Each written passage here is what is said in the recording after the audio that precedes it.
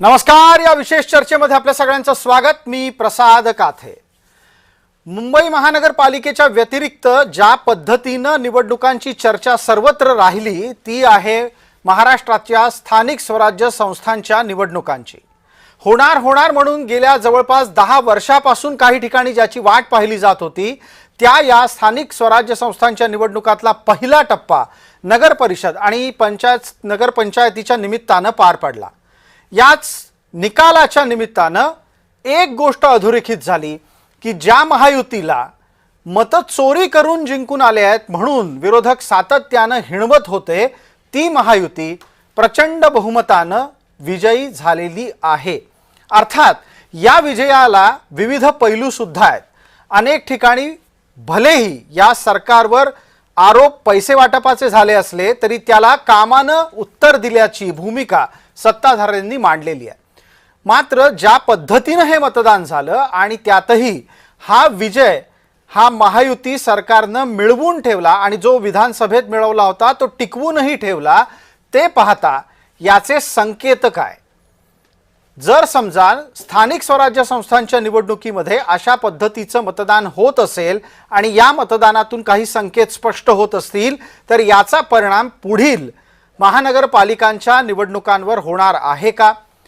या निवडणुकीमध्ये सत्ताधाऱ्यांच्या अनेक महान महत्त्वाच्या नेत्यांच्या गावातच त्यांना भारतीय जनता पार्टी असो किंवा शिवसेना असो किंवा इतर कोणाला विजयी करता आलेलं नाही. हे नक्की कशाचं द्योतक आहे?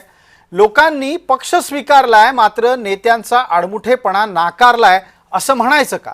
या आणि अशा अनेक प्रश्नांसह आजची ही विशेष चर्चा जनतेनं स्वीकारलाय.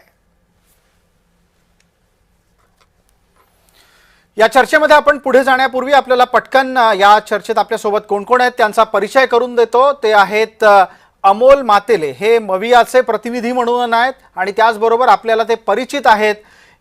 आत्तापर्यंतच्या अनेक चर्चांमध्ये ते आपल्यासोबत पवार गटाचं प्रतिनिधित्व करायचे.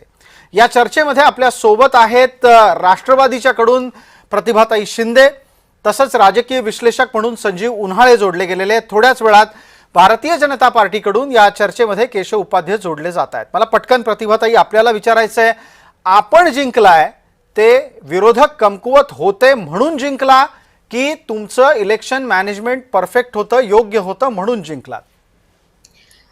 तसं जर म्हटलं तर या नगरपालिका नगर परिषदेच्या निवडणुकीमध्ये विरोधक फारसे लढले नाहीत हे जितकं खरं असलं तरी तितकंच खरं हे आहे की गेल्या 1 वर्षामध्ये महायुतीनं महाराष्ट्रामध्ये सतत जनतेच्या प्रश्नावरती काम केलेलं आहे. मग ते शहर विकासाच्या, मध्यम विकासाचे शहर, नगर विकासाचे शहर असतील तिथंही काम केलेलं आहे. आणि म्हणून हा जो काही विकास आहे, हा काही निर्णय जनतेनं दिला आहे महायुतीला, हा निर्णय विकासाच्या मुद्द्यावरती आहे. जनतेनं पावती दिलेली आहे. आमचे नेते माननीय अजितदादा पवार, माननीय एकनाथ शिंदे आणि देवेंद्र फडणवीस माननीय मुख्यमंत्रीजी यांच्या विकासाच्या आणि एकत्रितपणे काम करण्याच्या याला पावती दिलेली आहे. आणि म्हणून हा विजय आमच्या कामाचा आहे. आता विरोधकांनी काम केलं की नाही केलं ते विरोधकांनाच विचारलं पाहिजे. बिलकुल आपण त्यांना विचारू, पण त्यानिमित्तानं एकदा राज्यभरात लागलेल्या निकालांचा पटापट आढावा आपण घेणार आहोत. कशा पद्धतीनं कुठं निकाल लागले आणि त्याच अनुषंगानं त्याच्यातून मिळणारे संकेत काय, ही चर्चा पुढची असेलच. पटकन आता स्क्रीनवर आपल्या समोर तपशील येतोय तो आधी पाहूयात. नगर परिषद आणि नगरपंचायत म्हणून 288 ठिकाणांपैकी भाजप 136, शिवसेना 53, राष्ट्रवादी 35 या ठिकाणी विजयी झालेली आहे. तर दुसऱ्या बाजूला काँग्रेस 31, ठाकरे गट 10 आणि पवार गट 11 ठिकाणी विजयी झालाय. जर याची बेरीज केली तर महायुती 288 पैकी 224 आणि मविया 52 ठिकाणी विजयी झाली आहे. 75% विजय हा महायुतीचा आहे. पुढचा तपशील घ्यायचा आहे.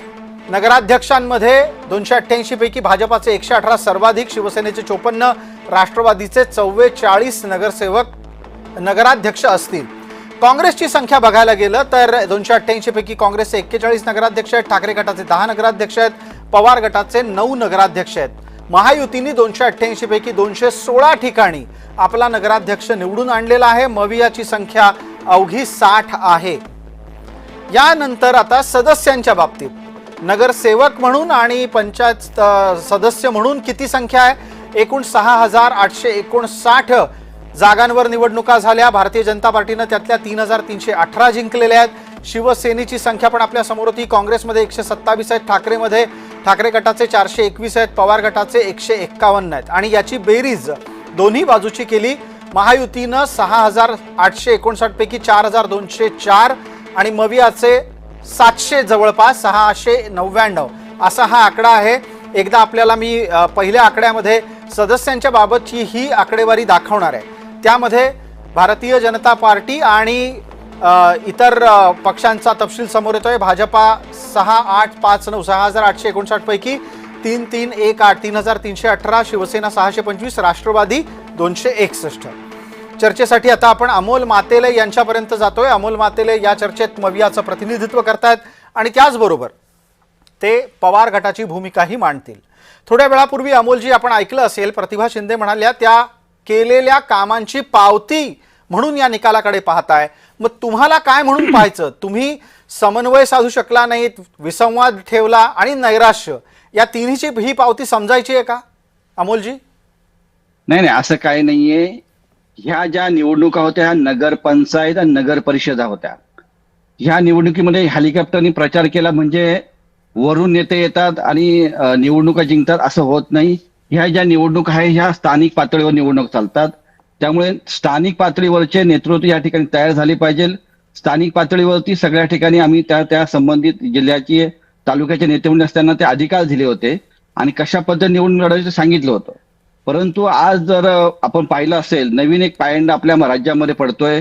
साम दाम दंडभेद, प्रशासन, महसूल, निवडणूक आयोग यांच्या सर्व संगनमताने ह्या निवडणूक जिंकण्याचं काम सत्ताधारी पक्षाने केलेलं आहे. आज जरी त्यांचा विजय झाला असेल, परंतु एक प्रकारे लोकशाहीला ही काळीमा फासणारी घटना आहे. कारण अशा पद्धतीने अमोलजी आपण म्हणता की ही घटना लोकशाहीला काळीमा फासणारी आहे. म्हणजे असं काय घडलं की तुम्हाला वाटतंय लोकशाहीच देशामधली किंवा महाराष्ट्रातली किमान या संकटात आलेली दिसतेय? मला बोलू द्या. आपण जर पाहिलं असेल, जशा ह्या निवडणुका लागल्या त्या दिवसापासून काही ना काही घटना घडलेल्या आहेत. काल आपण जर पाहिलं असेल, नांदेड या धर्माबाद या ठिकाणी निवडणूक मतदान करणाऱ्या लोकांना डांबून ठेवलं हॉलमध्ये. त्या ठिकाणी त्यांना 1,000 रुपये पहिले दिले, नंतर 3,000 रुपये देणार म्हणून तिथं डांबून ठेवलं. त्यांना सकाळपासून चहा नाही, पाणी नाही. सकाळी 11 साडे11 वाजता मीडियाला त्या लोकांचे प्रतिनिधी त्या ठिकाणी आल्यानंतर त्यांना सोडून दिलं. ही लोक तेलंगणामधून बोगस मतदान करण्यासाठी आणले होते अशी त्यानंतर ती त्या ठिकाणची आकडेवारी सांगते. म्हणजे अशा जर पद्धतीने निवडणूक लढत असतील तर कोकणामध्ये जर आपण पाहिलं असेल, शिवसेना शिंदे गटाचे जे आमदार आहेत नितेश राणे, त्यांनी त्या ठिकाणी भाजपच्या घरामध्ये जाऊन पैसे पकडून दिले. तिथे त्यांच्यावरती गुन्हा दाखल होतो. परंतु ठीक आहे, मुद्दा लक्षात आला. तुमचा जो आरोप आहे गेल्या काही दिवसांपासून सातत्यानं की निवडणुका धनशक्तीच्या जोरावर, मनगटशाहीच्या जोरावर लढल्या जात आहेत. प्रतिभा शिंदेकडे उत्तरासाठी जातोय. प्रतिभा शिंदे, सत्ता आपल्या हातात आहे म्हणल्यावर सत्ता सगळ्या प्रकारे लाभवायची आणि सत्तेच्या माध्यमातून विजय संपादन करायचा हा आरोप आहे. पण काही ठिकाणी हा आरोप खरा वाटावा अशी पण परिस्थिती होती. आता ज्या पद्धतीनं आरोप केले गेलेले आहेत, खरं म्हणजे आपण ह्या नगरपंचायता नगर परिषदेच्या निवडणुका जर बघितल्या तर आपल्या असं लक्षात येईल की महायुतीचेच घटक पक्ष एकमेकाच्या समोर लढले आणि याच्यामध्ये आता जर तुम्ही बघितलं तर 2 नंबरवर 3 नंबरवर कोण काढलं तर ते आम्ही महायुतीमधलेच घटक पक्ष एकमेकाच्या विरोधामध्ये लढलेलो आहोत. तिथे महाविकास आघाडी कुठेही नाहीये आणि म्हणून या पद्धतीनं निवडणुका लढायच्या नाहीत आणि मग निवडणुका झाल्यानंतर निकाल आल्यानंतर आपण या पद्धतीचं खापर फोडायचं. आपण मग ही सगळी कारणं सांगायची. अरे त्यापेक्षा रस्त्यावरती भिडले असते, लोकांच्या प्रश्नांच्यासाठी रस्त्यावर आले असते, मुद्दे काढले असते, विधिमंडळामध्ये तुमच्या नेत्यांनी आमच्या सरकारला घाम फोडला असता, तर मग जाणवलं असतं की कुठेतरी बाबा तुम्ही खरंच लढतात, तुम्ही निवडणूकच लढले नाहीत आणि अशा पद्धतीचे आरोप केले जातात. मला आमचा बिलकुल पक्ष- प्रतिभा शिंदे, या मुद्द्यावर तर निश्चितच अमोल मालतेंना उत्तर द्यावं लागेल. अहो, तुमचे काही नेते तर घरातून प्रचार करायला बाहेर पडले नाहीत. नाही, आम्ही शो नाही, काम करणारे पक्ष आहोत. सत्ताधारी की हवाई दौरे आणि सरकारी वाहनाचा वापर करून कार्यक्रमाच्या ठिकाणी जाऊन प्रचार करतो म्हणजे प्रचार होतो, किंवा दिसतो म्हणजे राजकारण होतं, किंवा त्या ठिकाणी निवडणुका लढवल्या जातात, असं काही नाहीये. नेते कमी पण कार्यकर्ते रस्त्यावर, आणि आमचे नेते कमी दिसले असतील, बरोबर आहे, परंतु प्रत्येक प्रभागामध्ये, प्रत्येक वार्डामध्ये त्या ठिकाणी कार्यकर्त्यांनी घरोघरी जाऊन ज्या लोकशाही मार्गाने, ज्या आचारसंहितेने जे ठरवून दिलेले आहेत त्या सगळ्या गोष्टीचं पालन करून त्या ठिकाणी निवडणूक लढवलेल्या आहेत. बरं, परंतु मला आता नवीन पटकन पायंडा आहे अमोलजी आपल्या अमोलजी राज्यामध्ये वेळेच्या मर्यादेमध्ये पुढे सरकायचं आहे, त्यामुळे मी आता संजीव उन्हाळे यांच्यापर्यंत जातो. विश्लेषणाच्या निमित्तानं त्यांच्याकडून एक मुद्दा आपल्याला लक्षात घेणं फार गरजेचं आहे, आणि तो म्हणजे असा, संजीवजी, आवाज आपल्यापर्यंत अतिशय नीट पोहोचतोय अशी माझी अपेक्षा आहे. मला सांगा, आत्ताच्या घडीला निवडणूक कार्यकर्त्यांची आहे, हेलिकॉप्टरनं प्रचार केला, अमुक केलं, बळाचा वापर केला, तमुक केलं, पैसे वापरले, अशी सगळी कारणांची एक जंत्री आहे विरोधकांच्याकडे, आणि सत्ताधाऱ्यांच्याकडे काय दावे आहेत तर म्हणे आम्ही कामच करत होतो. या दोन्ही गोष्टी नजरेसमोर ठेवा. मला पटकन तुम्ही 3 गोष्टी अशा सांगा ज्या विरोधकांच्या चुकल्या. पहिली गोष्ट म्हणजे ही निवडणूक म्हणजे काय, तर सत्ताधारी लढले, सत्ताधारी पडले, 3 जण 3 वाटांनी गेले आणि निकाल लागताच महायुतीमध्ये आले. म्हणजे एक मुळ असं आहे की महायुती असा शब्द मोठा आहे, हे 3 जण स्वतःहूनच लढले. विरोधी पक्षाचा तिथे काही फार मोठा म्हणजे पत्ता नव्हताच फारसा, कारण ह्या निवडणुका कार्यकर्त्यांनी लढल्या. आता कार्यकर्ता म्हणजे कोण, कंत्राटदार झाला कार्यकर्ता, आणि कार्यकर्ता आपला जो आहे तो सतत उचलतोय. या पद्धतीने ह्या निवडणुका लढल्या गेलेल्या आहेत. मग संजीव उन्हाळेजी, तुम्ही जेव्हा म्हणता असं की कंत्राटदार कार्यकर्ते झाले, हे तर सगळ्या पक्षात झालं आणि सत्ताधाऱ्यांमध्ये सर्वाधिक झालंय. पैसा हा या निवडणुकीचा मध्यबिंदू होता, मध्यवर्ती बिंदू होता. आणि दुसरं असं आहे की विकास विकास विकास असं म्हटलं जातं 14 वर्षापासून, 12 वर्षापासून, 15 वर्षापासून काय, पण विकास विकास म्हणजे शहरं भकास. आज तुम्ही पहा शहरांची परिस्थिती काय ती. त्या नगरपालिका आणि नगर परिषदांच्या परिस्थितीचं विवेचन त्या निवडणुकीमध्ये विरोधी पक्षाने का असेना किंवा सत्ताधारी पक्षाने असेना काही केलं का कधी वर्णन. एकंदर येणारा जो उत्पन्नाचा हे आहे 5 ते 60% पुढे नाही म्हणजे वसुली, आणि फक्त अनुदानावर या महानगरपालिका जिवंत ठेवतात, सलायांवर ठेवतात. तसा जर सरकारची परिस्थिती बिघडली तर या महानगरपालिकांचं काय जी, या नगरपालिका चालतील, यांची स्वायत्तता कुठे आहे. तर मला असं वाटतं हे मूलभूत प्रश्न कोणीही विचारले नाही, कोणीही विचारात घेतले नाही.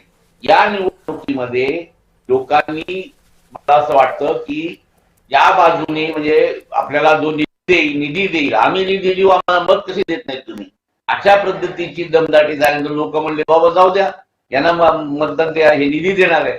मला असं वाटतं की खऱ्या अर्थानं विरोधी पक्षांनी लढलीच नाही. विरोधी पक्षांची तशी तयारी नव्हती, किंवा जी आर्थिक परिस्थिती जशी असते लढण्याची तशा परिस्थितीमध्ये नसल्यामुळं अगदी आपण आर्थिक मुद्द्यावर चर्चा आणली, फार बरं झालं. आपला आवाजही मध्ये मध्ये थोडासा टक टक असा आवाज करत करत पुढे येतोय, त्याच्यामुळे मी विनंती करेन की एकदा पुन्हा आपल्याला जोडून घ्यावं. दरम्यान प्रतिभा शिंदेंना हा मुद्दा खोडायला लागेल, अन्यथा सत्ताधाऱ्यांच्या बद्दलचे जे आरोप विरोधक करतायत त्याच पद्धतीचं जर विश्लेषण समोर येत असेल तर हे आव्हानात्मक आहे. मला पटकन आपलं उत्तर लागेल प्रतिभा शिंदे. प्राप्त स्थितीमध्ये तुम्ही धनशक्तीच्या जोरावर जिंकताय असा दावा जेव्हा विश्लेषकही करू लागतात, अडचणीचं नाही वाटत?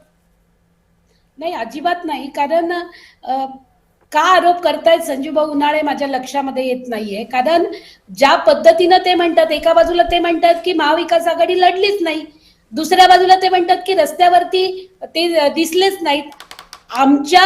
आम्ही आणि ते तिसरं त्यांचा आरोप होता की महायुतीमध्ये एकमेकाच्या बरोबर लढले. बरोबर आहे, ही निवडणूक महाराष्ट्राच्या कार्यकर्त्यांची निवडणूक आहे आणि महाराष्ट्रामधल्या 3 पक्षांच्या कार्यकर्त्यांना या निवडणुकीमध्ये न्याय मिळाला पाहिजे. त्यांनी लढून स्वतःला सिद्ध केलं पाहिजे. यासाठी आम्ही प्रतिभाताई, आपण म्हणता की कार्यकर्त्यांना न्याय देण्याचा प्रयत्न झाला. अमोल मातेले, कार्यकर्त्यांना न्याय देण्याचा प्रयत्न झाला, मग तुमच्याकडे कार्यकर्ते तरी उरले होते का? तात्यासाहेब मला पूर्ण बोलून दिलं तर माझं तुम्ही वाक्य पूर्ण करून देतच नाही मला नाही, पूर्ण बोलू मी द्या. नक्की देईन. मला मिनिटाचा हा, वेळ प्रत्येकाला तुम्ही- द्यायचा आहे. जी ऐका निवडणुका म्हणजे नेत्यांची स्पर्धा नसते. नगर परिषदा आणि नगरपंचायत निवडणूक होत्या. मुख्यमंत्री किंवा पक्षाचे अध्यक्षांची निवडणूक नाही. ही स्थानिक विकास, पाणी, रस्ते, स्वच्छता यावर लढवली जाते. पण निकाल म्हणजे काय? एक दिवस राजकारण म्हणजे दीर्घ लढाई. एखाद्या निवडणुकीमध्ये नेते कमी दिसले म्हणजे पक्ष संपला असा अर्थ होत नाही. हे राजकारण आहे, मॅरेथॉन आहे, 100 मीटरची शर्यत नाही. महाविकास आघाडीची दिशा स्पष्ट आहे आणि स्थानिक स्वराज्य संस्थांमध्ये आम्ही आमच्या कार्यकर्त्यांना त्या ठिकाणी अधिकार दिले होते. लोकशाही मार्गाने आम्ही सगळं निवडणुका पारदर्शकपणे त्या ठिकाणी लढवण्याचा प्रयत्न केलेला आहे. परंतु जर सत्ताधारी पक्षाची लोक सरकारी गाड्यांमध्ये, सरकारी खुर्चीमध्ये बसून जर निवडणुका लढवत असतील तर ह्या निवडणुकामध्ये इतका पैसा वाटला गेला. नगरसेवक सारख्या निवडून येण्यासाठी लाखो करोडो रुपये खर्च होतात. म्हणजे याचा अर्थ काय? आणि दिवसा ढवळ्या त्या ठिकाणी पैसे दिल्यानंतर सुद्धा पोलीस कोणतीच कारवाई करत नाही. निवडणूक आयोग काय करत नाही. डोळे झाक बंद करून त्या ठिकाणी सत्ताधाऱ्यांची फक्त ठीक आहे. बटीक बनलेली आहे आणि ते उघड्या डोळ्यात सगळं बघत असताना आपण ही चर्चा अपेक्षितरित्या निवडणूक आयोगापर्यंत आणलेलीच आहे. संजीव उन्हाळे, निवडणूक आयोग हा सुद्धा या सगळ्या खेळातला एक भाग होता का? मविया, महायुती, इतर आणि निवडणूक आयोग असे 4 घटक होते का काय या निवडणुकीमध्ये? निवडणूक जो आयोग आहे हा आयोग म्हणजे केवळ बघ्याची भूमिका घेत असलेला हा आयोग आहे. म्हणजे दुसऱ्या याच्यापेक्षा काही नाही. म्हणजे विरोधकांनी मोर्चे काढले, अनेक ठिकाणी आंदोलनं केली. आता त्यांनी लेखी पत्रव्यवहार केला नाही अशी तक्रार केली जाते, पण तसा पत्रव्यवहार देखील अनेकांनी केलेला आहे. परंतु मुळामध्ये आयोगाने या ठिकाणी नरोवा कुंजरोवा अशी भूमिका घेतलेली आहे. आणि ही भूमिका घेतली याच्यासाठी की यांना कुठेतरी सत्तेचं बळ आहे. त्याच्यामुळं मला असं वाटतं की त्यांचं धाडस इतक्या मोठ्या प्रमाणावर होत आहे. आज निवडणूक आयोगाचा जो दरारा स्टेशन यांच्या काळात होता, ती थरथरा कापायची सगळी यंत्रणा, आज मला असं वाटतं की त्या यंत्रणेवर कुणाचा दबाव आहे का काय अशी परिस्थिती निर्माण झालेली आहे. आणि निवडणूक आयोग यांची जर थोडीशी भूमिका कणखर घेतली निवडणुकीच्या सर्कलमध्ये त्या याच्यामध्ये जे पैसे वाटत. संजीवजी आपण म्हणताय निवडणूक आयोग हा निष्पक्ष नव्हता, किंबहुना त्यानं विरोधकांच्या तक्रारींकडे दुर्लक्ष करण्याची भूमिकाच घेतली आणि नेमक्या याच मुद्द्याच्या वेळेला आपल्यासोबत भारतीय जनता पार्टीचे राज्याचे मुख्य प्रवक्ता केशव उपाध्ये जोडले गेले आहेत. केशवराव, स्वागत आणि धन्यवाद. आपण आलात स्टुडिओमध्ये. मुद्द्यावर आपण याच बोलायला हवं. मुद्दा कोणता आहे? निवडणूक आयोगाची भूमिका निवडणुकीमध्ये पक्षपाती राहिली हे निरीक्षण आहे, राजकीय विश्लेषकाचं निरीक्षण आहे. हा विरोधकांचा आरोप असता तर आपण समजू शकलो असतो. तुमच्याकडे याचं उत्तर आहे का, की निवडणूक आयोग तुमच्या मदतीलाच उतरला होता जणू काही? मला असं वाटतं की एक तर निवडणूक आयोग, खरं तर निवडणूक आयोगाने याबद्दलचं उत्तर द्यायला हवं. प्रत्येकाला आक्षेप घेण्याचा अधिकार आहे. त्यामुळे राजकीय विश्लेषक आणि म्हणजे मी तर राजकीय पक्षाच्या प्रतिनिधींनी आक्षेप घेणं मी समजू शकतो, पण राजकीय विश्लेषकांच्या भूमिकेत असताना थोडंसुद्धा आपण एक तटस्थ खरंच आपण आहोत का याचं भान खरं तर इतक्या ज्येष्ठ व्यक्तींनी ठेवलं पाहिजे. ज्या निवडणूक आयोगाबद्दल आक्षेप तुम्ही आज घेताय, खरं म्हणजे काय यापूर्वीची अवस्था होती महाराष्ट्रामध्ये, काय देशातली परिस्थिती लक्षात घ्या. थेट निवडणूक आयोगातून रिटायर झालेला माणूस मंत्री व्हायचा, किंवा ज्यांच्याबद्दल आपण अत्यंत आदराने बोलतो की ज्यांनी निवडणूक आयोगामध्ये मोठी शिस्त आणली, बाकी सगळ्या गोष्टी केल्या, शेषनसारखे त्यांनी ते काँग्रेसमध्ये जाऊन डायरेक्ट केलं होतं. अहमदाबादच्या अडवाणींच्या विरोधामध्ये निवडणूक लढवली होती, हे आपण विसरतो का? तिसरं म्हणजे किती पारदर्शक याच्यापूर्वी निवडणूक आयोग होता, ह्याची मी किती उदाहरण देऊ. याला पारदर्शकता तुम्ही म्हणणार आहात का? कशा पद्धतीने निवडणूक आयुक्त नेमले जायचे, हे कसे होते? बरं, पुढचा मुद्दा, निवडणूक याद्या, मतदार याद्या निर्दोष झाल्या पाहिजेत, हे सगळ्यांचं एक मताचं मत आहे. चला मुद्द्यावरती आपण चर्चा करू. 5 नोव्हेंबर, प्रसाद ऐकून घ्या, 5 नोव्हेंबरला मुंबई महापालिकेची यादी प्रकाशित झाली. मला सांगा किती ज्यांनी मोर्चा काढला मुंबईमध्ये, प्रचंड मोठा मोर्चा काढला, असं म्हटलं गेलं मोठा मोर्चा म्हणून त्याला, त्या मोर्चा ते वातावरण केलं गेलं, त्यांनी किती जणांनी आक्षेप नोंदवला, गंभीरपणे लेखी आक्षेप नोंदवला मतदार याद्यातल्या गडबड गोंधळाबद्दल? तुम्ही शोधून काढा. उत्तर नकारात्मक आहे. त्यामुळे वातावरण तयार करायचं आणि दुर्दैवाने तटस्थतेचा राजकीय विश्लेषकाचा आव आणणारे सुद्धा त्यामध्ये वाहवत जातात, हे सगळ्यात मोठं दुर्दैवाची गोष्ट आहे. पण निवडणूक आयोग तुमच्या मदतीला होता का नव्हता? आमच्या मदतीला प्रश्नच कुठे येतो? प्रश्न असा आहे की जी वस्तुस्थिती आहे ती तुम्ही स्वीकारणार की नाही. आज देवेंद्रजींनी सांगितलं आमचा हे एक मताने हरला, आमचा एक नगराध्यक्ष जी. बॅलेटच्या मध्ये. आज आम्ही रडत नाही बसलो ना. प्रश्न असा आहे की मतदार याद्याच्या निर्दोष करण्याबद्दल आग्रह किंवा SR, त्यासाठी तर SR ज्या निवडणूक आणली तर विरोध कोणी केला? याच काँग्रेसने केला बिहारमध्ये. आज देशामध्ये SR सुरू झालं त्यावेळी सुप्रीम कोर्टात कोण गेलं? हेच महाविकास आणि इंडिया आघाडीचे घटक पक्ष गेले. जी. त्यामुळे मतदार यादी निर्दोष हवी आहे का? ती करायची नाही त्यांना, फक्त आरडाओरडा करायचा आहे, कारण ठीक आपलं आहे. अपयश लपवायचं आहे. एक प्रसाद फक्त शेवट, मी सुरुवातीला आलोय म्हणजे बराच उशीर आलोय म्हणून. मुळात असं आहे की एक लक्षात घेतलं पाहिजे प्रसाद, की पराभवाचं प्रामाणिक विश्लेषण. माझा पुढचा मुद्दा आहे, जे काही 5, 10, 25 निवडून आलेले आहेत या ठिकाणी, काँग्रेसचे 25 आलेत, दोन्ही त्याचे 10 आलेत निवडून, ही सुद्धा मतचोरीमुळे निवडून आलेत का याच्यामध्ये? का ते लोकशाहीचा विजय म्हणून आलेत? यांचा ढोंगीपणा असा आहे की आमचे जे निवडून आलेले आहेत सगळे जे काही आता आलेत ते लोकशाहीचा विजय म्हणून आलेले आहेत, आणि भाजपचे जे आलेत ते मात्र निवडणूक आयोगाच्या मदतीने आलेले आहेत. हा ढोंगीपणा आहे. तो ढोंगीपणाला जनता सुद्धा कंटाळली आहे. तुम्ही खरे ठीक आहे. मुद्दे मांडा. मला अमोल मातेलेंपर्यंत पोहोचायचं आहे, आणि अमोल मातेले आत्ताच्या घडीला तरी किमान या क्षणापर्यंत 6:30 होत आलेले आहेत. सुदैवानं कुणीही मवियानी असं म्हटलेलं नाहीये की प्राप्त स्थितीमध्ये झालेला विजय हा मतचोरीनं झालेला आहे. भविष्यात तुम्ही काय भूमिका घेऊ शकता हा नंतरचा मुद्दा आहे, पण किमान आपल्या पराभवाचं स्वतः विश्लेषण कराल का, आणि ते विश्लेषण निष्पक्ष असेल का? अमोल मातेले. हे पहा, आम्ही हा पराभव मानत नाही. कोणताही राजकीय पक्ष निवडणुकीमध्ये कमी जागा जिंकला किंवा कमी जागा निवडून आल्या म्हणजे पराभव होतो असं नाही. सातत्य असणं गरजेचं असतं. जनतेमध्ये जाऊन काम करण्याची तुमची निष्ठा असावी लागते. आणि ही जी निवडणूक आहे, मी वारंवार सांगतो की स्थानिक पातळीवर निवडणूक झालेली आहे. आमचे जे पदाधिकारी होते, कार्यकर्ते, तालुका पातळीवर असतील, जिल्हा पातळीवर असतील, त्यांना ते आम्ही अधिकार पूर्वीपासूनच दिले होते. आणि आमची आत्ताचीच परंपरा नाही, आम्ही पक्ष स्थापन केल्यापासून आम्ही स्थानिक स्वराज्य संस्थांच्या निवडणुकीमध्ये ते त्या ठिकाणच्या लोकांना अधिकार दिलेले असतात, ते त्या पद्धतीने निवडणूक लढवतात. आता काय झालंय की मोठ्या मोठ्या जाहिराती, हेलिकॉप्टरने प्रवास केला, हेलिकॉप्टरने नेते आले म्हणजे प्रचार होतो, किंवा तुमचे नेते प्रचार उतरले जातात, मोठे मोठे कार्यक्रम केले, मोठे मोठे होर्डिंग्स लावले, बॅनर्स लावले. ठीक आहे. हे सगळं डिजिटल असं काही जर केलं आता तर मला अमोल मातेले एक मुद्दा मगापासून इथे निदर्शनास आणून द्यायचा आहे की हेलिकॉप्टरनी प्रचार केला असं आपण वारंवार म्हणताय. तुम्हाला कोणी अडवलं होतं का हेलिकॉप्टरनी प्रचार करायला?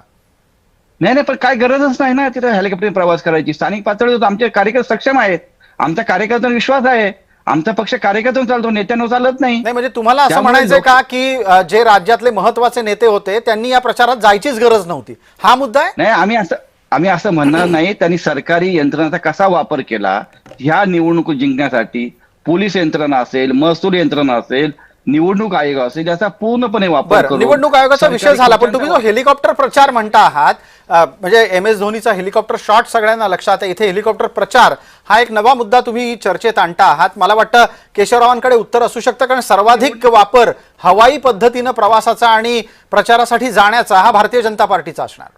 प्रसाद, एक लक्षात घेतलं पाहिजे की ज्या कार्यकर्त्यांच्या बळावरती ही निवडणूक होती त्या कार्यकर्त्यांची ही निवडणूक होती. लोकसभा, विधानसभेला या आपल्या सर्व नेत्यांच्या पाठीशी ह्या कार्यकर्त्यांची ताकद, कार्यकर्त्यांची मेहनत ही उभी असते.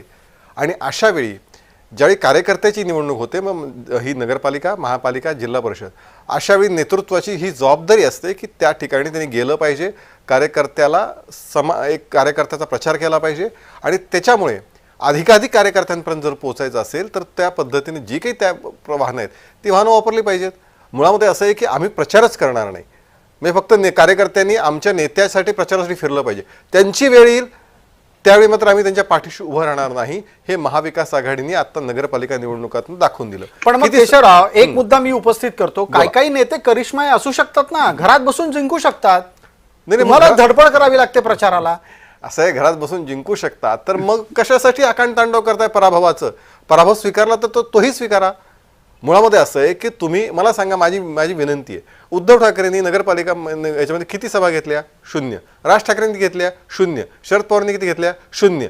मग जर तुम्ही मुळात प्रचारातच जाणार नाही आणि मग वाहनांवरती चर्चा करत बसणार की हेलिकॉप्टर, अरे तुम्ही गाडीने जा, आमचं काही म्हणणं नाही आहे. बरं, पण जे काही तुम्हाला वाहन मिळेल त्या वाहनावर जाऊन प्रचार करा, पण कार्यकर्त्यांच्या पाठीशी उभे राहण्याचं मनाचं मोठेपण दाखवणार का, ते दाखवण्याचं काम या तिन्ही चारी पक्षांनी केलं नाही, ही वस्तुस्थिती आहे. संजीव उन्हाळे आपल्यापर्यंत येतोय. संजीवजी, प्रचाराचा मुद्दा म्हणजे एकूण पद्धतीचा मुद्दा असू शकतो चर्चेत, आपल्याला वाटतंय? जनतेनं महायुतीला स्वीकारलंय या निष्कर्षाप्रत आपण या निकालानं यायचंय का केवळ आणि केवळ अमुकमुळे हरलो तमुकमुळे हरलो या निष्कर्षाप्रत विरोधकांनी राहायचंय? या ठिकाणी केशव उपाध्ये जो मुद्दा सांगतायत की विरोधी पक्षांनी प्रचारच केला, हेलिकॉप्टर साध्या गाडीतून सुद्धा कोणी प्रचाराला आलं नाही, माझं भाषण कुठे झालं नाही. सुप्रिया सुळे असो, शरद पवार असो, उद्धव ठाकरे असो, कोणी असो, मवी आघाडीमधले जे मोठे नेते ते ना त्यांचा प्रचार झाला ना त्यांच्या सभा झाल्या, फक्त तिकीट वाटण्यात आली आणि सांगितलं तुम्ही त्या तुलनेमध्ये एवढं करूनही काँग्रेसला जे यश मिळालं हे मला असं वाटतं बऱ्यापैकी आहे, कारण हा पक्ष आपोआप चालणार आहे आणि विदर्भामध्ये देखील त्यांनी बऱ्यापैकी जागा घेतल्या. पण ही गोष्ट मान्य केली पाहिजे, हेलिकॉप्टर सोडा, पण ही निवडणूक म्हणून ज्या सिरियसली घ्यायला पाहिजे विरोधी पक्षांनी सिरियसली घेतली नाही आणि सिरियसली न घेतल्यामुळं सत्ताधारी विरुद्ध सत्ताधारी ही निवडणूक झाली. संजीव उन्हाळे यांच्या या निरीक्षणानंतर आपल्याला वेळमर्यादेची एक छोटीशी आठवण करून देतो आणि पटकन प्रतिभाताई शिंदे यांच्यापर्यंत पोहोचतो. प्रतिभाताई शिंदे आणि केशव उपाध्ये दोघांनाही चर्चेच्या शेवटच्या टप्प्यामध्ये हा प्रश्न आहे की या निकालानं तुम्ही आता काय शिकणार आणि पुढे काय करणार? अमोल मातेलेंपर्यंतही हा प्रश्न घेऊन जाईनच, पण आधी सत्ताधाऱ्यांकडून ऐकूया. सगळ्यात पहिल्यांदा एक लक्षात बरं ठीक आहे, प्रतिभाताईंना बोलू. जी प्रतिभाताई आधी आहेत, केशवराव आपण त्यानंतर. Yes yes. या निकालानं आम्ही हे शिकलोय की काम केलं तर विजय मिळतो. तुम्ही वर्षभर काम करा, जनतेचे प्रश्न जाऊन सोडवा. तुम्ही नीट नगर परिषद, नगर पंचायतीचे मुद्दे काय असतात, नागरीकरणाचे काय मुद्दे असतात आणि ते कसे जनतेपर्यंत पोहोचवायचे आणि त्याचा सतत वर्षभर काम करायचं केलं की लोक तुम्हाला निवडून देतात. नंबर 1.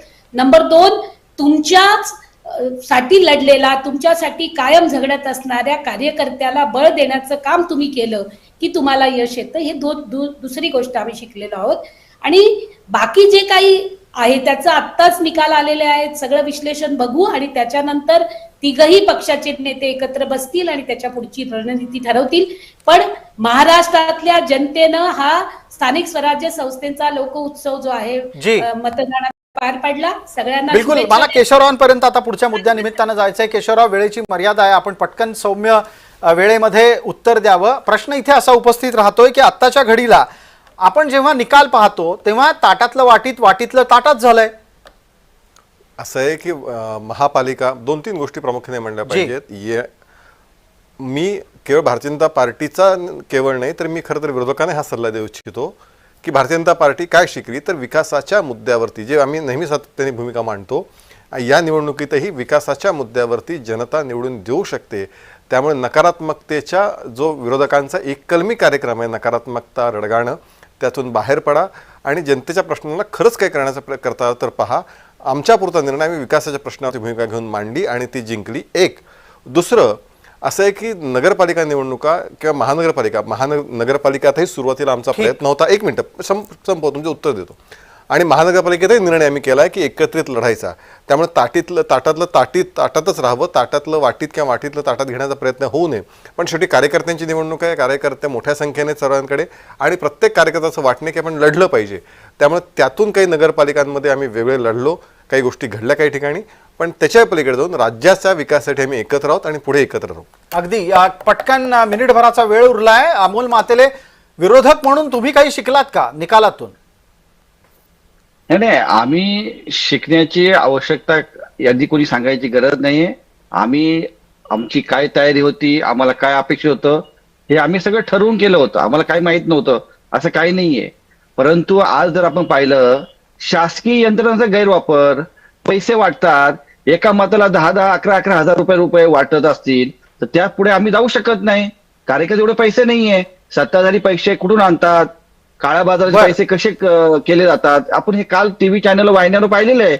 जशा नगर परिषदा, नगरपंचायत निवडणुका लागू झाल्या त्या दिवसापासून पैशाचा पाऊस पडलेला आहे. कोकणामध्ये मी नितेश राणे यांचं उदाहरण दिलं, त्या ठिकाणी त्यांनी भारतीय जनता पार्टीच्या कार्यकर्ते घरामध्ये पैसे पकडले, त्यांच्यावर गुन्हा दाखल झाला. तुम्ही करणार काय? कारण तुम्ही जे मुद्दा मांडता आहात तो झाला यापूर्वी चर्चेत, तुम्ही आता पुढे काय करणार आहात?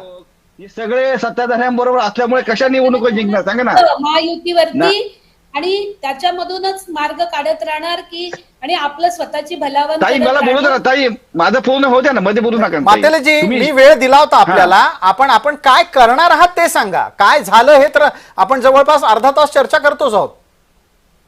नाही काय करणार म्हणजे? तुम्ही आता भविष्यात जिंकण्यासाठी काय करणार आहात? आता आम्ही जिंकणार ना, आम्ही लोकांपर्यंत जाणार, लोकांपर्यंत कामं करणार, लोकांमध्ये जाणार, लोकांमध्ये आम्ही आमची भूमिका मांडणार, सत्ताधारी कसा दुरुपयोग करतो हे देखील सांगणार. पोलिसांकडे गेल्यानंतर कोणती तक्रार नोंदवली जात नाही, शासकीय यंत्रणा कोणती कामं करत जी. नाही, निवडणूक आयोग त्या ठिकाणी काही कारवाई करत नाही, हे सगळ्या लोकांमध्ये अवेअरनेस करावं लागेल, लोकांना अगदी, जागृत अगदी. करावं लागेल की ह्या ज्या निवडणुका फक्त पैशाने जिंकल्या गेलेल्या आहेत आणि अशा पैशाने निवडणूक आहे. जिंकल्यानंतर विकास होत नाही, फक्त विकासाची गप्पा मारतात. विकास असं काही होत नाही. ठीक आहे, आपण सगळे या चर्चेत जोडले गेलेले आहात. आपण असेच जोडलेले राहा. आपण पुढच्या टप्प्यामध्ये थोड्याच वेळात प्रवेश करतोय. दरम्यान आत्ताच्या घडीला तरी किमान विरोधक हे मान्य करतायत की त्यांना जनतेमध्ये जायला हवं. घरात बसून निवडणुका जिंकण्याचा करिश्मा प्रत्येकाकडेच नसतो आणि तसं पाहायला गेलं तर घरात बसून निवडणुका जिंकताही येत नाहीत. त्यामुळे तुर्तास मेहनत घ्यायला लागणार आहे. विरोधकांनी ती घ्यायची आहे, पण दुसऱ्या बाजूला जिंकलोय म्हणून मातूनही चालणार नाही, उतणार नाही, मातणार नाही, घेतला बसा टाकणार नाही, ही म्हण किमान सत्ताधाऱ्यांनी लक्षात ठेवावी ही अपेक्षा. या चर्चेच्या या भागात तुर्तास इतकंच. आपण पहा फक्त जय महाराष्ट्र.